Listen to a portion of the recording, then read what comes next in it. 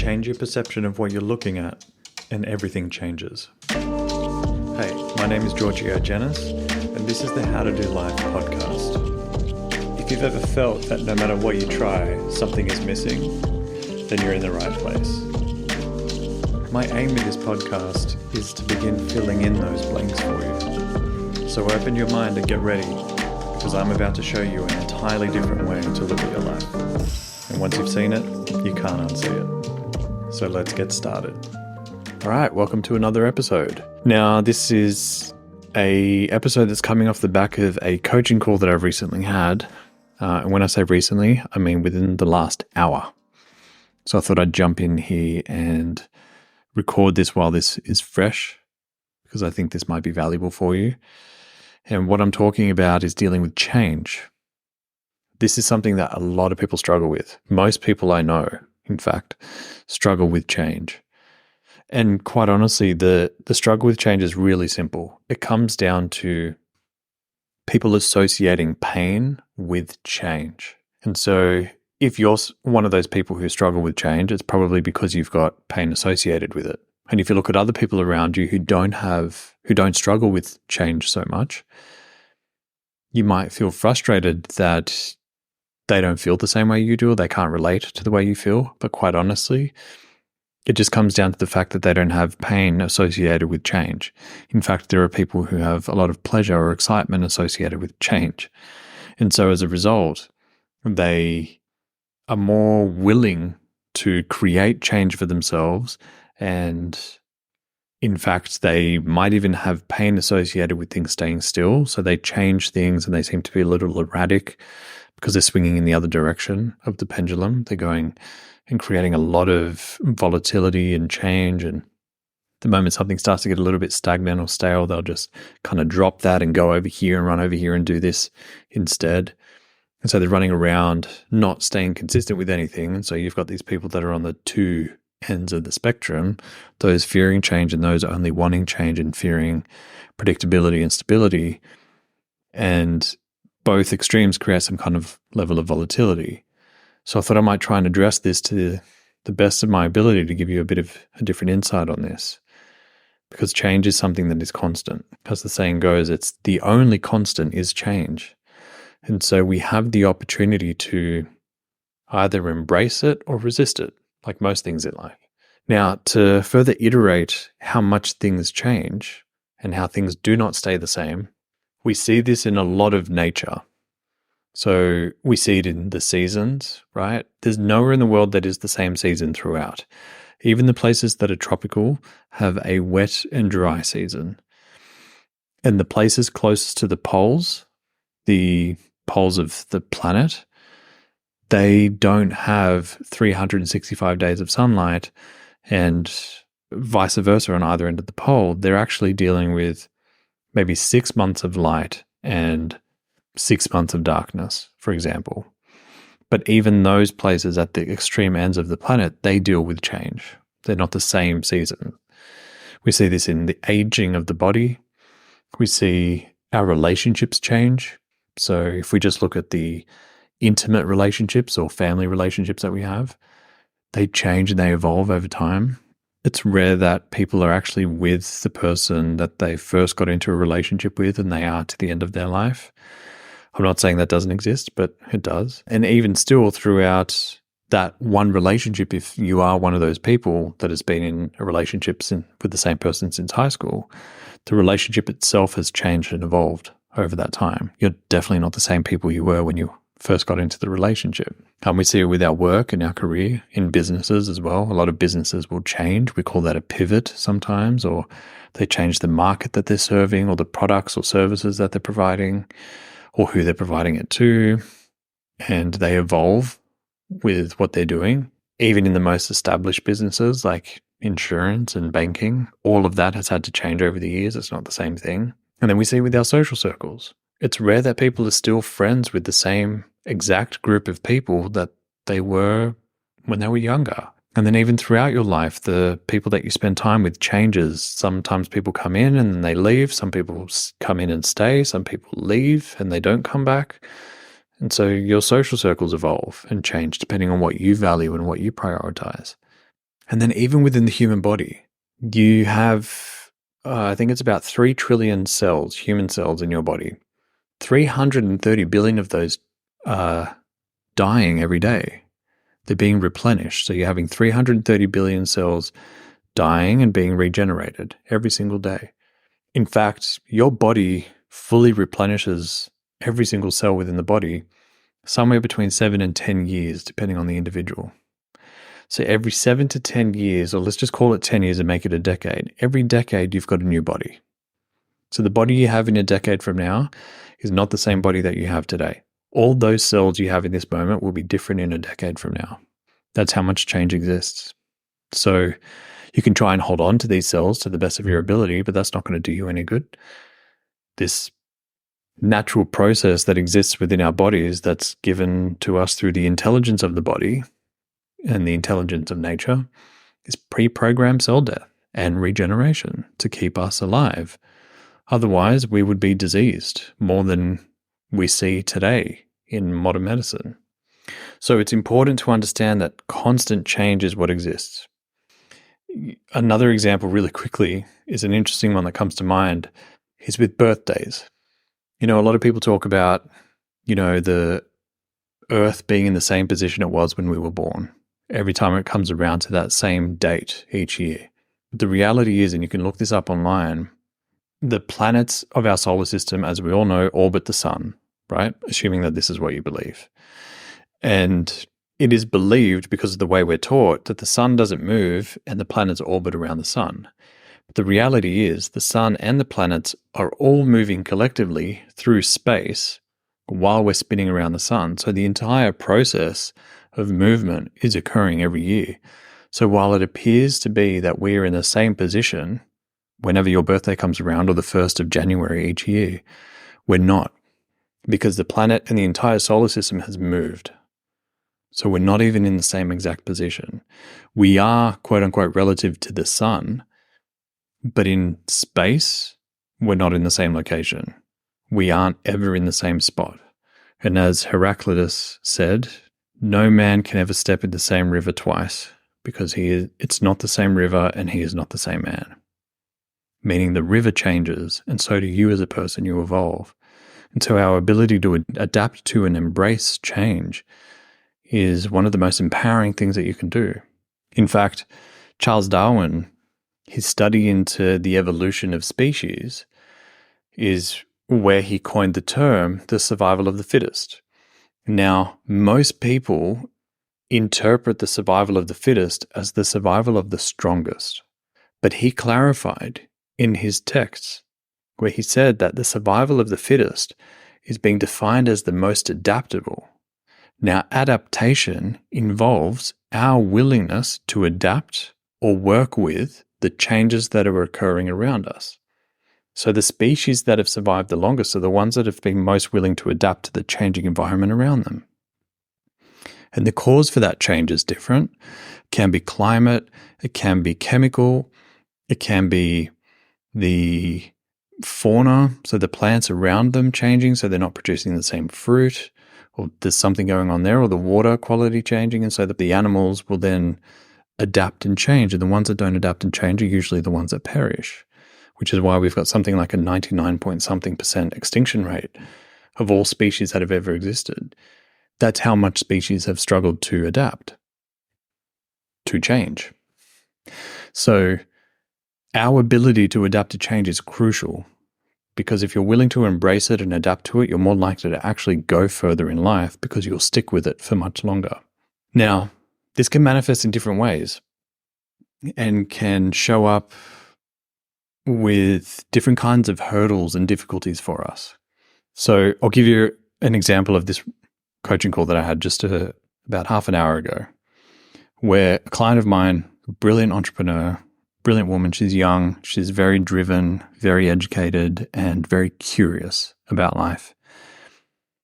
And one of the struggles she's been having, which is one of the reasons why she's been working with me, is that her business hasn't been doing as well as she'd love it to be. And so when we started getting into it today, what we found was a lot of the struggles that she's been feeling and finding herself in a pessimistic mindset about how well the business is going to do and what market forces are playing a role comes down to the fact that she's currently comparing her situation, her current reality, to her past reality when things were doing really well. Now, because of that, she's holding on to the way things were in the past. And the timeline that we nailed it down to was 2 years ago. Now, the issue with that is things were different at the time. The market was different. The world was very different just in that 2-year period. And the business that she was operating in was very new, only weeks old. And so her level of hunger and her determination was being invested in the business in a way that it isn't today, which isn't good or bad. It's just different. And so she's been comparing the current reality to that past reality when she was willing to, when we actually went back and changed her perception, she realized that she found she was willing to invest everything she had, even if it appeared to be extreme and unhealthy. Meaning, she sacrificed social lives, a romantic life, her connection with her family, and to some extent, even part of her health, was all being sacrificed for the sake of getting the amount of business that she did and how much she generated for herself in the business. And she was working really long hours because she could. Now, comparing that to her current reality where she values a lifestyle, where she wants to give herself space to room, to think, to have weekends, to socialize, to connect with people, to explore the romantic side of her life as well.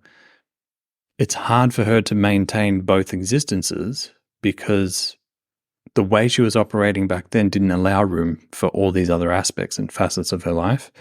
Whereas today, she wants to make sure that those facets have a place in her life and that the previous way that she was operating isn't something that is sustainable at all. And so she was struggling to adapt to the changes she's created in her life and working with those changes and embracing them. So instead, she's been holding on to the way things were, struggling to move on and drawing a direct line of comparison between now and then, which is only setting her up for feeling like crap. So we went through and changed her perception of what she was experiencing at the time and taking the success that she was generating for herself off the pedestal because it was being misperceived at the time. She was seeing it as the be all and end all and not realizing that there was a lot of price that she was paying to create that. Whereas now she's not paying as nearly high a price and she's able to maintain some level of existence in other areas of her life that mean more to her now. And so when she realized that, it helped her let go, which meant that she was willing to embrace the way things are, which allowed her to embrace change. And she immediately started seeing different ways that she could show up today in her business that allowed her to then start to create some more of the success she wants, but in a more sustainable way. I just want to make a quick note about the word success here. I'm not particularly fond of success. This is how some people like to use the word. And the reason being, and I will talk about this in a future episode, but success and failure, they're really misleading concepts and can set you up for all kinds of emotional volatility. So when I say that she's looking to create more success for herself, specifically, it's creating more revenue in the business. That is considered a success in her books. So I think it's just important that I drop that caveat in there because I don't want to be known as somebody that's promoting the idea of success. That can be really misleading. And for those of you that have been through my program, The Mindset Blueprint, you'll know that I've actually got like a whole lesson and a whole module on getting into the dichotomy between success and failure and how it's a misperceived concept that exists out there in the world. Now, really quickly, I have a favor to ask of you. If you're getting value from my podcast, please make sure you spend 20 seconds going and leaving a review of the podcast. It makes a huge difference. It helps get this message out to more people because, let's face it, everyone relies on reviews today, and that's fair. So if you're getting value from it, please leave a review. It makes a huge difference. And if you aren't already, make sure you have subscribed or are following the podcast. So every time we drop a new episode, you'll get notified straight away. All right, back into the podcast. Now, this is an interesting part of dealing with change. I would define two different types of change that occur for people. The first one being self-created change, and the other one being externally created change or other created change, if I can say that.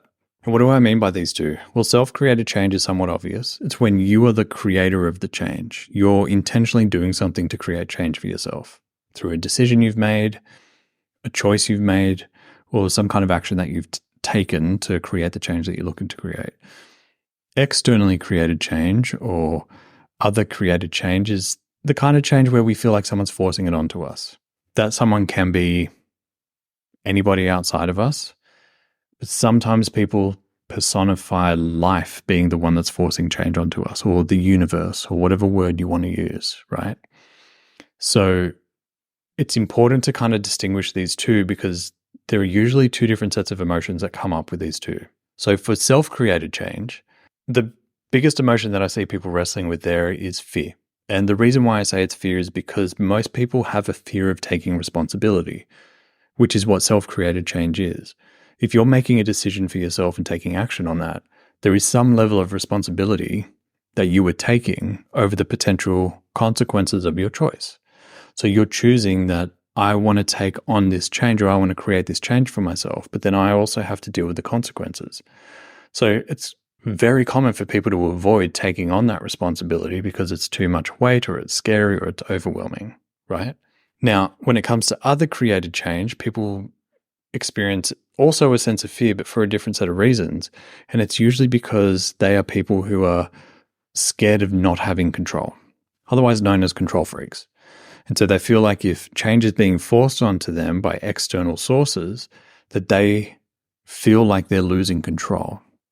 And what is a typical pattern for people in those situations is when they feel like they don't have control over the external circumstances that are being forced onto them, they will try really hard to grip control to the best of their ability. But because they don't actually genuinely have control, it only makes them feel like they've got even less control than what they started with. And it creates this kind of spiral of fear and anxiety into losing complete control, which only fuels their desire to want to control even more because they're scared of what losing control feels like and means to them. And so when you're dealing with these two different types of change, it can have a different effect depending on the individual and their perception of whether it's an issue of responsibility or control. So then how do we change it? How do we start to embrace change in our lives? Well, it's really simple. Firstly, we know that if you're struggling with change, it's because you've associated pain with dealing with change. Now, pain is just the perception that things are more negative than they are positive. You've kind of tipped the scales of balance in your mind in the way you're seeing it. And so you've associated more negatives than positives with change. Now, you didn't come out of the womb struggling with change. You were actually fine with it. But then there was some point along the way throughout, usually childhood, it might be your teenage years, or it could even be as an adult, but somewhere along the line, you started to have an experience where there was some kind of change that occurred and you associated pain with that experience. And so unconsciously, you kind of developed the belief, you wrote down the rule in the back of your belief system saying change equals pain. So whenever you start to see something changing, because you've got this rule that says it equals pain, that's your immediate perception, and you regress to that experience and then you relive all the same pain, assuming that it's going to feel the exact same way, even though it's very different. And so you start to reaffirm that belief that change equals pain. So my suggestion is to go back through your experiences and go and identify experiences throughout your life. The earlier, the better, or the more charged, the better. And you can go back to these experiences and find where change was occurring that you associated pain with and look at how that experience and the way it unfolded was actually helping you. What were the benefits? What were the positive aspects? How is it helping you? How is it enhancing your life? What value were you getting from it? What lessons were you getting from it? What was the gift? It's all the same question. I'm just using different words. What I'm asking you to do is start to stack up positive associations with that experience and the change that was occurring. And when you stack up enough associations, you stop seeing it as painful and then you stop resisting change. You no longer have this anticipation of change being bad. You start looking at it as something that's just as useful as things staying the same. It's really as simple as that. The more you do that exercise with different memories where there was change that was occurring that you believed was painful, you'll stop feeling a victim of change, which is the only constant thing that exists. So it's like if you fear or feel like you're a victim of change, it's almost like you perceive yourself as a victim of life, because life is change. It's just constantly changing. It's so dynamic. Nothing is ever the same. We're not even ever in the same position. So if you can start to develop a positive, not necessarily a positive association, that's not what I want to create, but I want you to get to a place of neutrality where you can see that there is an equal amount of positives as there are negatives with change.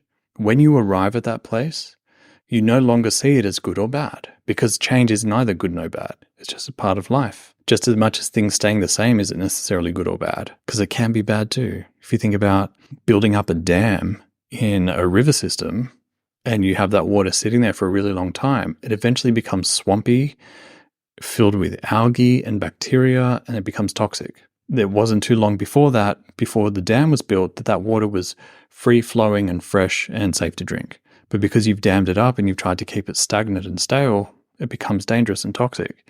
So change is just as valuable as stagnation, and it's something that we can all embrace. So if you're someone who struggles with it, either change that you've been the creator of or change that life has forced onto you, find a way to embrace it by looking at all the benefits and how it's helping you, till you bring that back into balance and you no longer see it as such a negative thing.